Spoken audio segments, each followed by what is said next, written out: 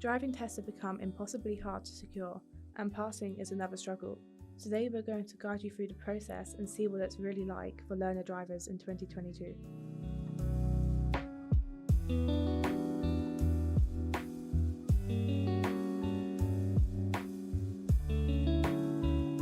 Now even learning to drive is a long wait.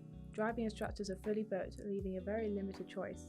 With driving, having a choice is really important, as you want to feel as comfortable as possible while learning. Lessons on average last 1 hour or 2 hours, the latter allowing you to advance quicker. Driving lessons are like 500 for 5 2-hour lessons. My driving lessons were around £30 each. I think when I was learning to drive, driving lessons were probably about £15 an hour. I can't remember, but I think they were something like £7.50, although it wasn't in 50 pence in those days, it was shillings, or maybe even £10. It was quite expensive. In 1997, the practical test and theory test became separated, and the theory test has also been modified through the years to match the highway codes and difficulty level, making it harder but grants safer road users. They introduced hazard perception in 2002 to gain better awareness of hazards in the roads for learners. The test is forever changing and upgrading, but it's definitely an improvement from having a couple questions asked in your driving test. I didn't have a theory test when I learned to drive. They didn't exist when I was learning to drive. I didn't have a theory test online like you have now, but because it was a long time ago, I was asked questions at the end of my driving test about the highway code. I did have a theory test. I completed it on May 17th, 2020. I did, yeah, and I failed it 3 times now. I think I failed because I just didn't fully practice the questions. Like, I failed the first one by 1 mark, I failed the second one by 2 marks, and the third one by 3, I think. So we're going downhill. It is £23 to do a theory test, so I've spent nearly 17.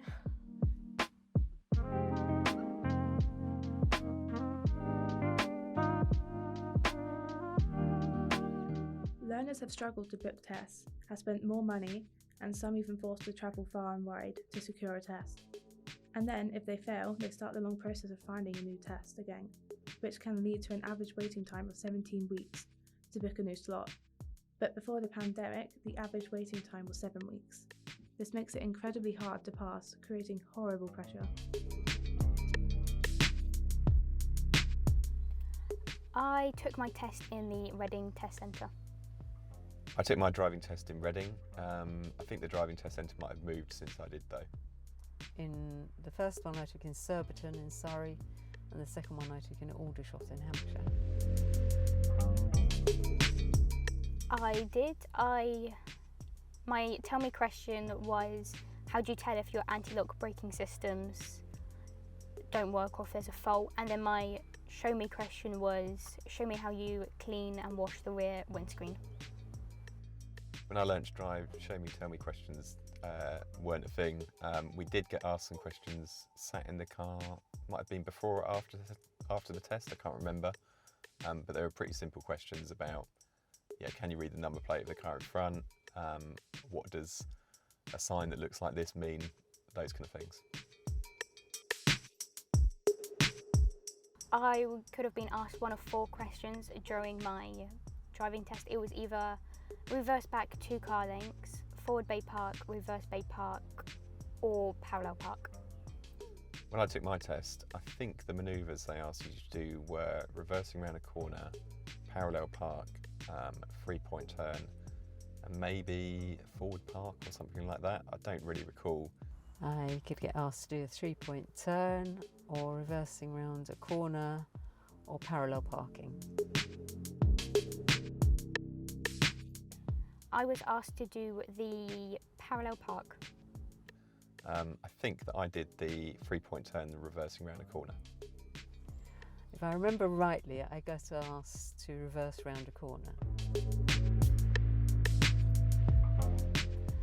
From start to finish, it lasted around 40 minutes. I think my driving test was probably about 30 or 40 minutes. I think the actual driving part of it was about half an hour, and then we sat in the car and he asked me the questions about the highway code.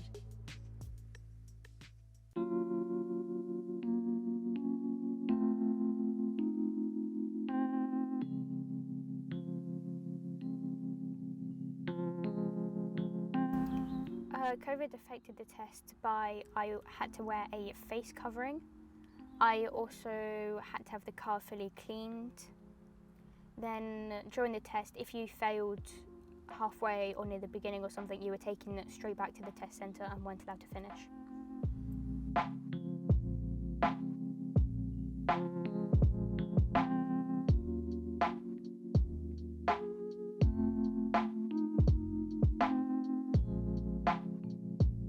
They lifted COVID-19 restrictions affecting driving and theory tests in England from 1st of March, which allowed rules to be changed back to normal.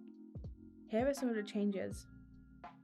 Face coverings will be a personal choice for practical and theory test candidates and examiners. Driving tests will no longer end early if they fail, unless they are a risk to the public. And they will also no longer be cancelling driving tests if the inside of the car is not clean.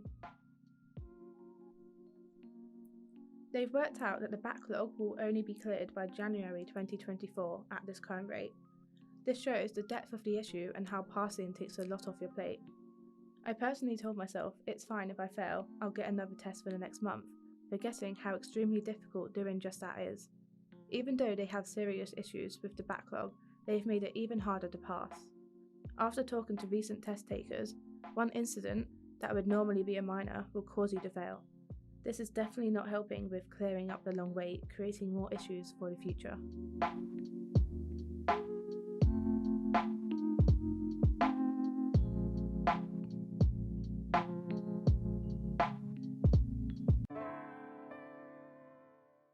I did pass first time. I did pass my test first time, although I'm fairly sure that the test back then was a little bit easier. No, I didn't pass first time. I passed second time. Driving tests through the years have become harder and harder to adjust to the new road designs and new highway codes. The old driving test spent a huge amount of time on low-risk roads, such as housing estates, to access locations to carry out manoeuvring exercises. The changed manoeuvres, while testing the same skills, are more representative of what new drivers will encounter in their everyday driving. I now drive pretty much every day, sometimes every few days, but I do drive quite a lot. I drive every day, drive to work, but then also after work generally drive to the supermarket and around and about. Yeah, I'm actually a very confident driver. It's just the theory that I'm lacking on, so yeah. It took around 3 weeks to feel confident driving alone. Shorter journeys were a lot quicker, like driving down the road, but to drive further took longer to gain the confidence. Took me a while to feel confident to drive alone. I would say, although I did go out, fairly regularly after I passed my test, it was probably, a year before I felt really confident behind the wheel. About a month or two. I think it's quite important to drive because it's just so much easier. You don't really have to ask anyone for lifts or anything. You don't have to take the bus or the train. It's all relied on your own time. So I think it's quite good for that reason. I think driving is important just because in the long run it's a lot cheaper and helps a lot. Such as a train to Scotland is around £30 when you can just drive there. It's just a lot cheaper in the long run. You don't have to rely on public transport or anything. I think it's really important to drive because it gives you freedom and opens the door to access work further afield, and if you're going to see friends who live further away, and just enjoying the world that we live in, really. Partly to get a job, to be able to go and see friends, and where I live, to be able to get anywhere. The reality of learning to drive is quite harsh and difficult, so the only hope is things change for the better, allowing people to grow and be more independent when they wish and not on the backlog terms.